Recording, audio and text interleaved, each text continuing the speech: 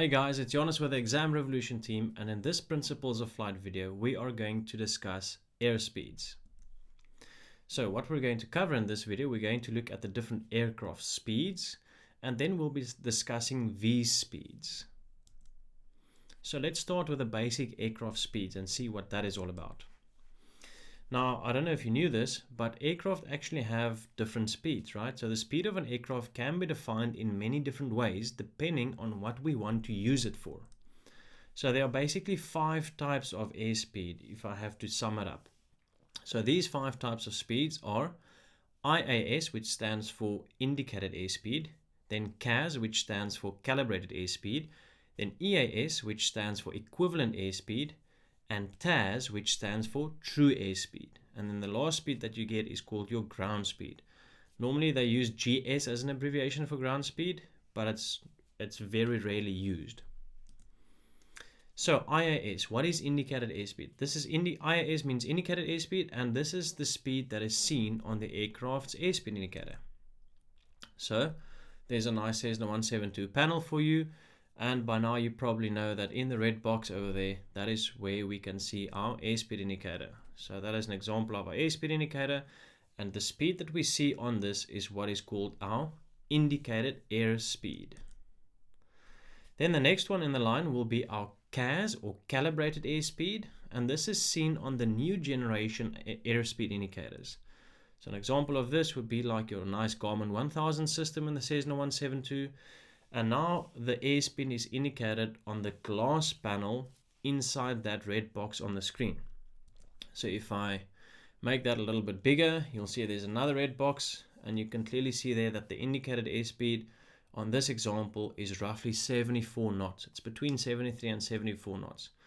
So this is called calibrated airspeed, and you'll understand now why there's a small difference between indicated and calibrated airspeed. Then the next one in the line is equivalent airspeed or EAS, and this is not really used by pilots, and you'll probably barely get any questions on this as well. Then one that we use very so often is TAS, and this stands for true airspeed, and this is used by pilots for navigational purposes as well as for performance purposes. So when we try and figure out what the aircraft performance is going to be like over a distance from A to B, and so on and so forth, then we typically use TAS.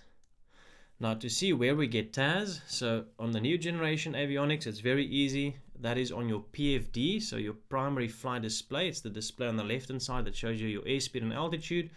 Now you'll see if you look just below the airspeed box where it says 112, a little bit down, I've put a red box around it. It says TAS is 113 kT. That means your true airspeed is 113 knots. So that is true airspeed. That's the actual speed of the aircraft through the air. Then the last one is ground speed or GS. So ground speed, it's used by pilots for navigational purposes as well as for performance purposes. So it's basically the same usage as TAS, right? But ground speed tells you what the speed is of the aircraft crossing the ground. The true airspeed is the true speed of the aircraft through the air, not necessarily over the ground. So to see where we get ground speed, once again, on your new generation avionics. Oh, what I forgot to mention is that true airspeed you don't see on the old analog dials, right? So an aircraft that's not equipped with a glass cockpit, you won't see true airspeed on that necessarily. You have to calculate it while you're in the air, or you can just add a modular GPS into the aeroplane, or use something like an iPad with an application that can show you your true airspeed. So on this glass cockpit system, you can see your true airspeed, which we've had a look at already. And then if you look at the MFD, the multifunction display, it's the one on the right hand side where I've put a red box around. That is where you will see your ground speed. So you can see that red box shows you GS in white and then 128 kT in purple. That means your ground speed is 128 knots. Now, errors. So the reason that we have different airspeeds is because of the errors associated with the different speeds of the aircraft. So your airspeed indicator is not always 100% correct with its indication of speed, and that's why we have these different speeds. So to remember and to understand how you go between different speeds and the errors that you find between the different speeds, you can use a simple rhyme, which is called iced tea is a pretty cool drink. And it is, right? So what is the function? The function of the rhyme is to show you how you determine the different speeds and the errors associated with each of those speeds. So guys, this is a tool that you're going to use for a very long time in your flying career, and it's something that will really help you pass the exams, or at least the airspeed section in the exams, very easily. So there we are. We're going to have a look at iced tea as a pretty cool drink, and let's start with ice. So it's ICE, and then T, that's iced tea, and then pretty cool drink is just PCD, and you can see the P is positioned in between I and C, and the C is positioned between C and E, and the D is positioned between E and T, and it should be like that for a very specific reason. So what is it? All your different speeds except for ground speed. We're not going to talk about ground speed now, but all your different speeds are in the top line. So iced tea is the different aircraft speeds, and the PCD, which stands for pretty cool drink, is basically all the errors associated with each of those speeds. So now let's start with the first one. If we go I stands for indicated airspeed under the red box. Then C stands for calibrated airspeed. So to go from I, follow the arrows, to go from I to C, so to go from indicated airspeed to calibrated airspeed, you have to correct the indicated airspeed for position error. Right? Now what is that? Position error is the error of the pitot tube not perfectly aligned with the air. So when you're busy flying, the pitot tube of the aircraft, which is that thing there under the wing that measures the airflow, right? So the airflow goes into the pitot tube, goes through a few lines, into the airspeed indicator, and then the needle of the airspeed indicator is moved, and that shows you your airspeed. So when this pitot tube is not correctly aligned with the airflow, then not all of the air molecules goes into the pitot tube properly, and therefore you lose out on some of the air that should be going in there, and therefore the reading of the airspeed indicator is then not correct. So that is called position error, because of the position of the pitot tube relative to the airflow. Okay, but it's also got a second error, which is called the instrument error.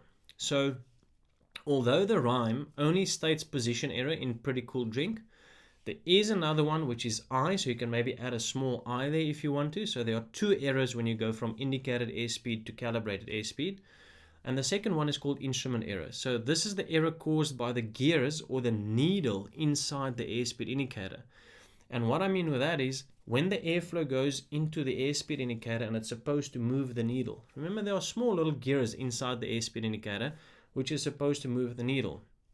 And over the years, it's like anything else, it's a mechanical thing, so the gears start to work out, right? And they start becoming blunt, and therefore there's a little bit of movement in between the gears, and therefore they don't indicate the airspeed properly. So that is what we call instrument error. Why? Because it's an error that is picked up inside the instrument or inside the airspeed indicator.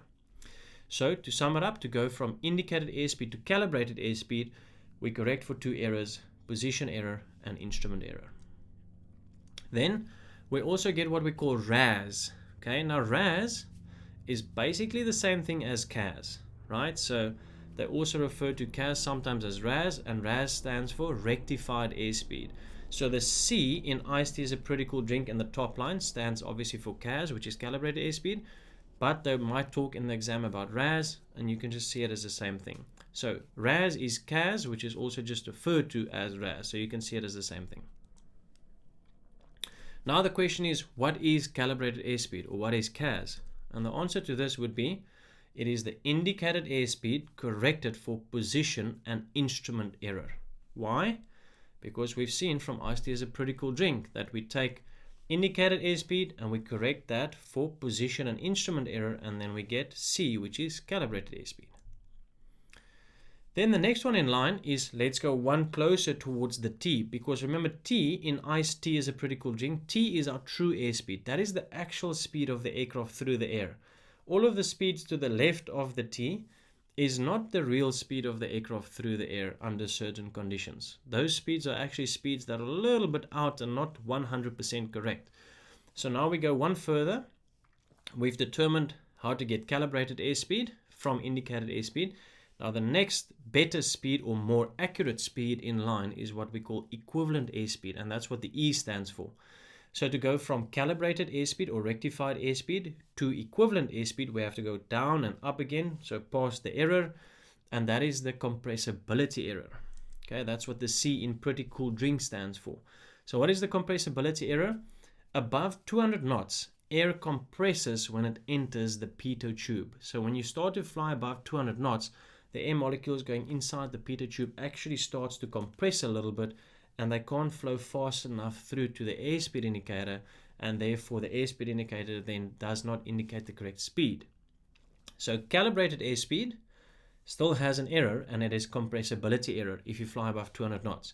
So to get one step closer to the right speed, we have to correct for that compressibility error, and if we take calibrated airspeed and we correct it for that compressibility error, then we get what we call equivalent airspeed. Now this is obviously applicable to bigger aircraft that can, fly above 200 knots. So then there's a question for you: what is equivalent airspeed, or EAS? And it is the CAS or the RAS corrected for compressibility error. Once again, you can just use your iced tea is a pretty cool drink as the rhyme to remember this. Then let's move one further towards true airspeed. Now we're getting close to what we're really flying at, right?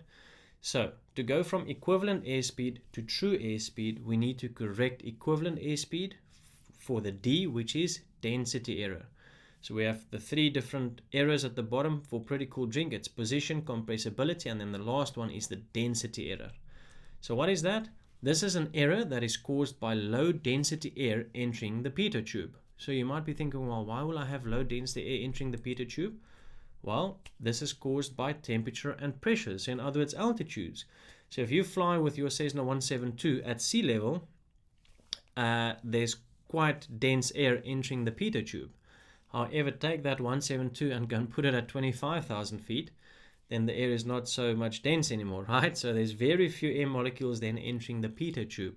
But the aeroplane is not necessarily flying any slower, right? In fact, it's actually flying a little bit faster because the air is less dense. So therefore, there's that density error. So what you see in terms of equivalent airspeed or even indicated airspeed is not nearly close to what the aircraft is actually flying in terms of true airspeed the higher you go, right? So the higher your altitude becomes, the bigger the error between indicated airspeed on the airspeed indicator and the actual true airspeed of the aircraft becomes.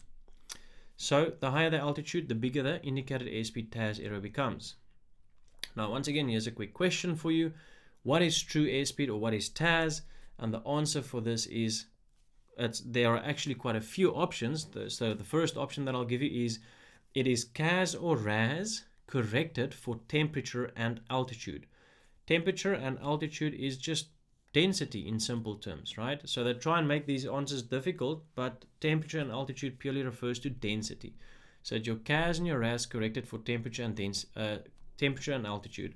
Or true airspeed can also be your equivalent airspeed corrected for density error, and we can see that in iced tea is a pretty cool drink.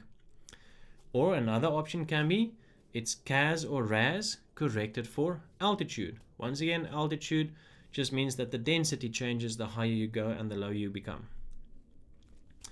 Now the last one that we need to have a look at, so that was TAS, right? And that was iced tea is a pretty cool drink. The last one that is going to give us our most accurate speed over the ground is what we call ground speed. So those were all the air speeds. Now we're looking at the ground speed.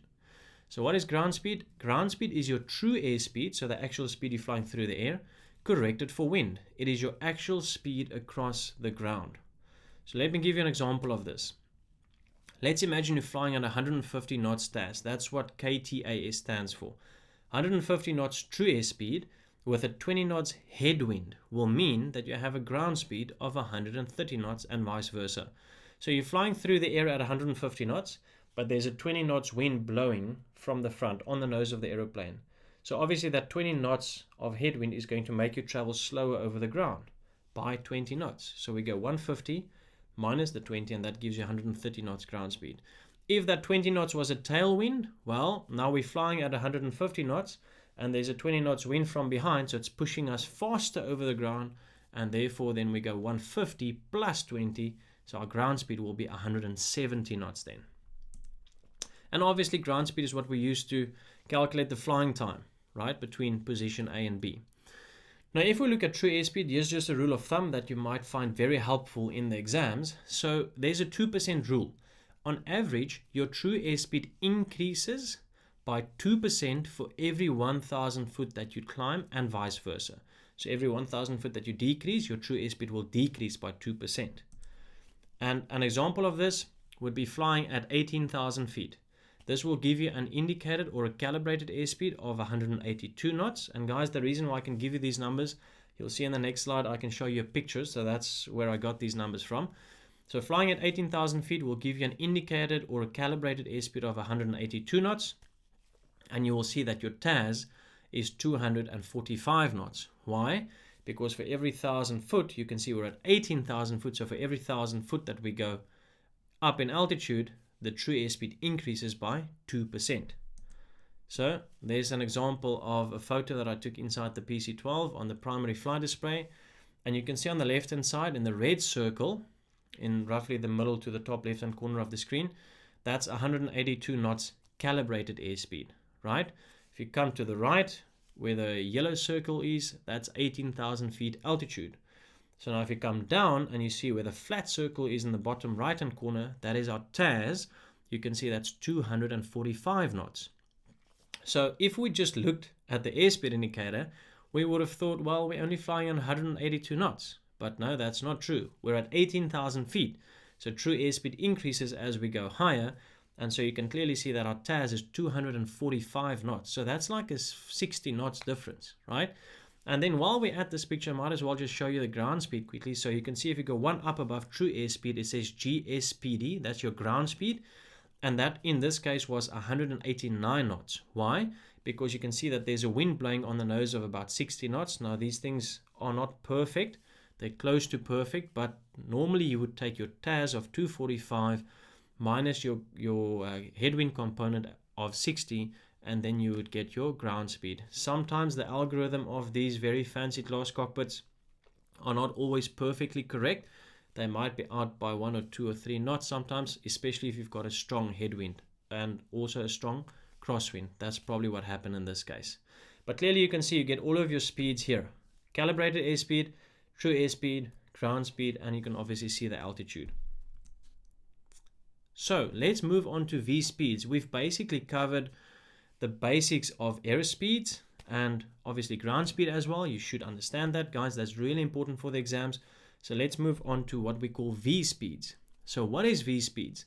Well, an aircraft has different airframe limitations, right? You can't just fly any aeroplane at 500 knots and think you're going to not lose a wing.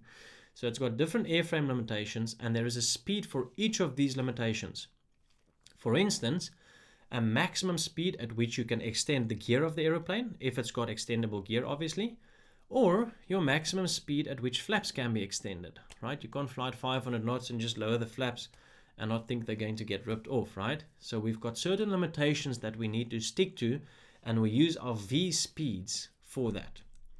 So it's just an abbreviation that's used, right? So to make it fast and efficient to talk about these speeds, they each have an abbreviation which we need to know as pilots. And these abbreviations are really important, especially for the exams as well, but for practical flying obviously as well. So this usually shows on the airspeed indicator. So the airspeed indicator will show most of these V speeds for ease of reference. However, not all of them are shown. Sorry, there's a small spelling mistake. Not all of them are shown. So let's have a look at a few examples of the airspeed indicator, and then we discuss the different speeds. And then once we're done with the airspeed indicator, then I'll show you the V speeds that are not shown on the airspeed indicator itself, because you need to know all of them for the exam. So just a quick recap, pretty sure you know where the airspeed indicator is by now, but that's the airspeed indicator. And guys, the color patterns that we're going to look at now in the airspeed indicator, it's exactly the same on a glass cockpit, right? Everything works exactly the same. Same colors, same V speeds, everything stays the same. It is just in a vertical format on the glass cockpit display instead of on a circular format like it is on the older airspeed indicator. So let's have a look at this. The first one is inside that blue. I don't know if you saw that, but there we go. The blue that is surrounding the little white line or the white arc there. And that white arc is called our flap operating range. So what does that mean? This is where you can safely extend or retract the flaps. Now obviously the white line indicates a certain speed to us, because that's what these white lines and green and yellow lines or arcs are all about. It shows us the limitations in terms of speed. So in this case, our bottom of the white arc is our stall speed in the landing configuration. Sorry, I'm going to go one back quickly. This is the range where we can extend or retract flaps safely. Now you can see the white arc starts at the top there at 40 knots, right? So we won't be able to fly slower than 40 knots. With the flaps down, the aircraft will probably stall. That's why it starts at 40 knots. But then the white arc extends down to the bottom to about 85 knots. So that means our flap operating range, if we want to retract or extend the flaps, we need to be between 40 knots and 85 knots. Anything faster than 85 knots will probably cause damage to the flaps if we extend or retract it faster than 85 knots. Now if we move up back to the bottom of the white arc, so where the white arc starts, that is called our stall speed in the landing configuration. Or another term for it would be our minimum safe speed in the landing configuration. Now in this case, it is 40 knots. Obviously it changes from aircraft to aircraft. In this case, it is 40 knots, right? Indicated airspeed. And the V speed abbreviation for your stall speed in landing configuration is VSO. Very important for the exam, obviously. And for practical flying purposes as well, you need to know what VSO means. Then if you go down to the top of the white arc, so we just discussed the bottom of the white arc, let's go to the top. Top of the white arc is what we call our maximum flap extended speed. In this case, you can see it's 85 knots, and the V speed for this is VFE. So in other words, V stands for velocity, the big V, and the small FE stands for flap extended. So maximum velocity for flaps extended. In this case, you can see it is 85 knots. Now, let's just quickly recap on the white arc. What is the white arc? It is our flap operating range, or VFO, right? So VFO obviously stands for velocity for flap operation. So that's the whole range of the white arc. Then the bottom of white is our VSO, and that is our stall speed or minimum safe speed in the landing configuration. What does landing configuration means? Well, it just means full flaps and gear out if you've got retractable gear. So in other words, the aircraft in its landing configuration, that is the minimum safe speed for the aircraft in its landing configuration is VSO. Then top of white is our VFE, so maximum speed for flaps extended. And you can clearly see that in this airspeed indicator, or in this aircraft scenario, it would have been 85 knots. Then the next one is our green arc. Now the green arc refers to our normal operating range. So this is typically where we would fly the aircraft in normal conditions between these two speeds in the green arc. So this is where you can safely fly without structural damage or stalling. So obviously stalling if you go below the minimum safe speed, and structural damage will probably start creeping in if you go above the highest speed of the green arc. So what we call bottom of green arc, that is our stall speed in the clean configuration. So remember, white arc was stall speed in the landing configuration. So you can see bottom of the green arc is our stall speed in the clean configuration. In this case, it is 45 knots. You can see the white arc starts there. Sorry, the green arc starts there at 45 knots. It's 5 knots faster than where the white arc starts. So, and the V speed for this is just normally VS. Sometimes they refer to it as VS1 as well. So that's the comparison between stalling speed in the clean configuration and stalling speed in the landing configuration. The one is VSO, landing configuration, and the one that is VS is clean configuration. Then the top of your green arc is your maximum structural cruising speed. So guys, you do not want to fly faster than this speed in turbulent conditions. So the maximum speed at which the aircraft can be flown at in turbulent conditions. In this case, it is 130 knots. You can see the green arc stops there at 130 knots. From 130 up until the 157 mark roughly, you can see it becomes yellow. Okay, so in this case, you can see it's 130 knots, and that is our top of the green arc, maximum structural cruising speed. Or the V speed abbreviation for that would be VNO, velocity for normal operations. That's what the green arc means, and that's what the V speed abbreviation means. So in this case, this aeroplane will have a V&O of 130 knots. So let's quickly recap on the green arc. What does it mean? It's normal operating range. Bottom of the green arc is VS or VS1, so that's your stall speed in the clean configuration. And the top of the green arc is your VNO, or your velocity for normal operations, and in this case it was 130 knots. Then the next one that we need to move on to is our yellow arc, right? What does the yellow arc say? This is the caution range, right? So we want to be careful when we fly here. Only fly in this range in smooth air. So in the case of this aeroplane, you don't want to fly faster than 130 knots unless the air is smooth. If there's a little bit of turbulence, you don't want to go into the yellow arc. And there's no specific V speed for this arc over here. It's just called the caution range. So there's no specific abbreviation for that. Then the last one that we need to look at is our red line speed. What does this speed mean? Obviously a red line means warning or danger, be careful. So never exceed this speed no matter what, right? So in this case, you can see it's roughly 157 knots. That is debatable. It might be 156 or 158. It's difficult to see where exactly that red line is, but in the handbook it will give you an exact figure that says V and E is 157 knots. And there I mentioned it already.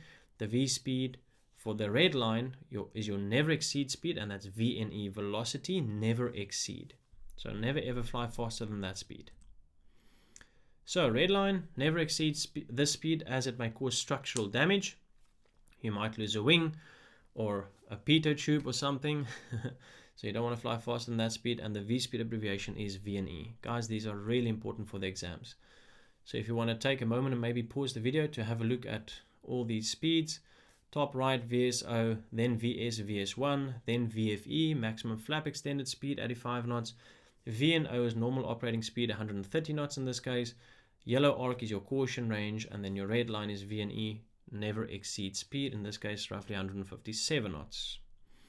Okay. Then other V speeds. So like I've said, not all V speeds are shown on the airspeed indicator. They can't put thousands of different colors there for us and show us all the different speeds. So some of them have to be remembered by the pilot, and it will be shown in the pilot's operating handbook. It's also sometimes placarded with little stickers inside the cockpit. So like for instance, next to the landing gear lever, you might have a little placard saying what is the maximum landing gear operating speed. Or they even placard the flap speeds and things like that. So they do give you, ways to remember these speeds and to remind you of what these speeds are, but the best place to go and find them is in the pilot's operating handbook if they're not shown on the airspeed indicator. So what are these speeds? The speeds that's not usually shown on the airspeed indicator are the following. It's VA, which is your maneuvering speed, VX, VY, VLE, and VLO. So let's look at each of them.